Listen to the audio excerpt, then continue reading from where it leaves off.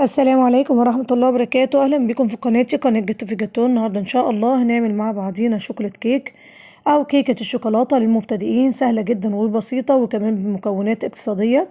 هنستخدم فيها بيضة واحدة بس وكمان بدون خلاط أو مضرب، وكمان مش هنستخدم فيها شوكولاتة. فتابعوا معايا الفيديو للنهاية إن شاء الله تستفيدي. بس حابة أقولك الأول، لو أنت أول مرة تشوفي قناتي يا ريت تشتركي وتفعلي الجرس وتحطي لايك للفيديو لو عجبك، ويلا بينا نشوف الكيكة دي اتعملت ازاي.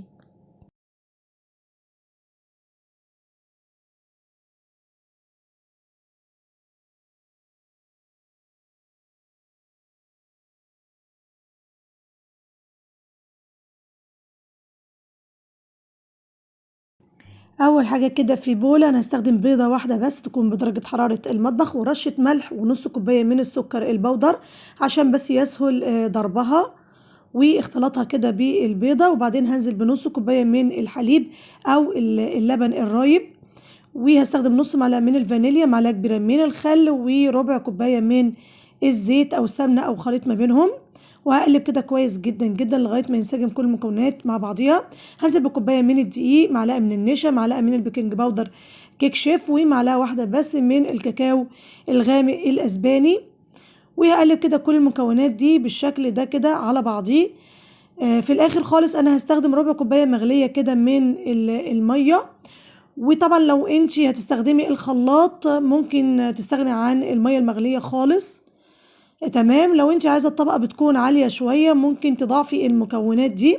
هستخدم بقى صينيه مقاس 24 وادخلها الفرن في وسط الفرن لمده نص ساعه على درجه حراره 180. في حله كده انا هستخدم كوبايتين من الحليب، نص كوبايه من السكر، وكيس كده من كريمه الكاسترد الشوكولاته من كوكس، ومعلقه واحده بس من الكاكاو، ونص معلقه من الفانيليا. وهقلب كده كل المكونات دي مع بعضيها لغايه ما تدوب تماما. وبعدين هسيبها على النار لغايه ما تربط معايا وتبقى بالقوام ده. هصبها كده في بوله واغطيها واحطها في الفريزر. طبعا انت لو ما عندكيش بودرة الكاسترد ممكن تستخدمي 3 معالق كبار من النشا ومعلقتين كبار كده من الكاكاو. طبعا بعد ما طلعت الكيكة بالشكل ده زي ما اتفقنا انت ممكن تضافي الكمية. هقطعها معاكم بالشكل ده. طبعا كيكة هشة جدا وخفيفة، وكمان ممكن تتكسر منك بسهولة لانها طرية جدا، فخلي بالك وخليكي حذرة.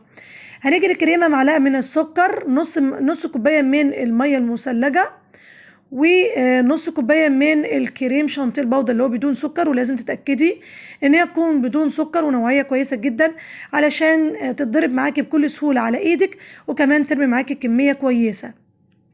طبعا انا هستخدم هنا ايدي والمضرب اليدوي، مش هستخدم هنا المضرب الكهربائي او العجان.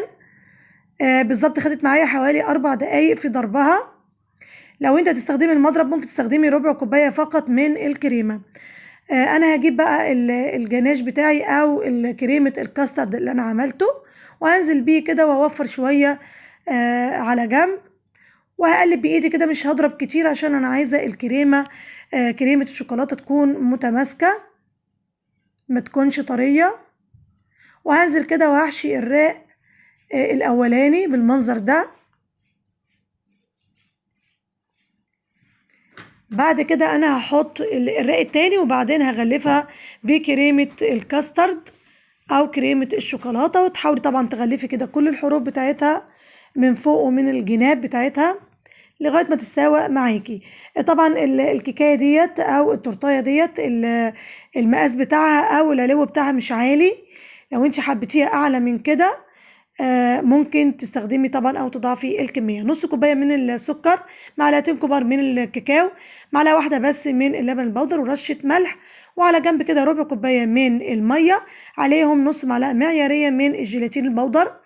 بعد كده هنزل بنص كوبايه من الميه، وهقلب كل ده على النار. وبمجرد الغليان يعني بستنى بتاع 6 دقايق على النار لغايه ما يربط معايا شويه، بنزل بيه كوبايه الجيلاتين البودر، واديله كمان 3 دقايق على النار لغايه ما يبقى معايا بالشكل ده. طبعا بحطه في الفريزر يشد معايا شويه وبيكون بالقوام ده. طبعا انا استعجلت وعملته على طول، يعني ما استنيتش عليه كتير، ف يعني العرق بتاعه ما شدش قوي، بس ده برضو القوام بتاعه لا بأس به.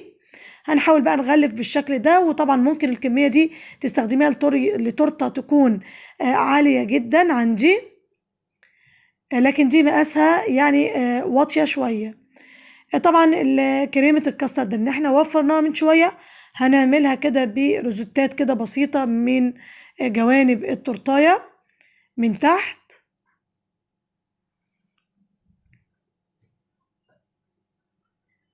تمام، وهعمل كده في منتصف التورتاية من فوق كده خطوط طولية وعرضية، بحيث ان احنا نكسر اللون ده بالشكل ده. وهعمل كده روزتتين كده على جنب، وهحط في قلبيها كريسب لونه بني، هكون غمسته في المروار اللي احنا عملناه، اللي هو عملناه ده اللي هو اللامع. ده ورق مذهب يعني للتزيين، وطبعا التزيين دوت شيء اختياري، بحط برضو كريز لونه احمر يكسر لي الالوان دي. ده الشكل العام بتاعها.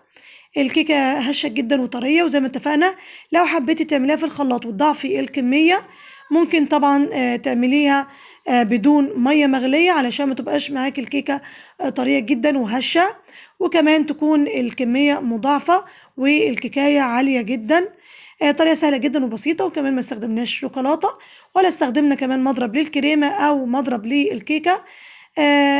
الطريقة سهلة، ما تنسونيش بقى في اللايك، والسلام عليكم ورحمة الله وبركاته.